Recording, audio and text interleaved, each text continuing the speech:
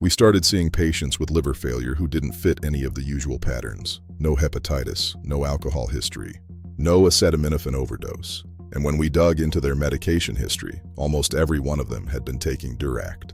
Not for 10 days, the way the label said. For weeks, months, their livers had simply given out.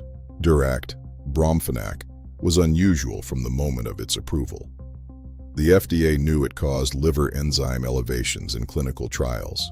They approved it anyway, but with a hard restriction, no more than 10 days of use. It was designed as a short-term post-surgical painkiller.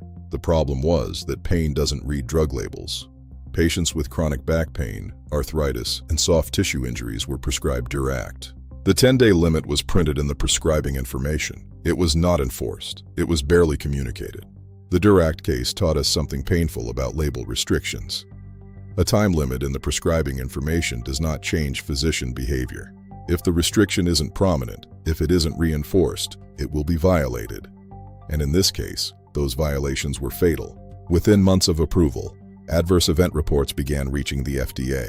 Patients were arriving in emergency rooms with acute liver failure, jaundiced, confused, their blood unable to clot. Some recovered, others did not.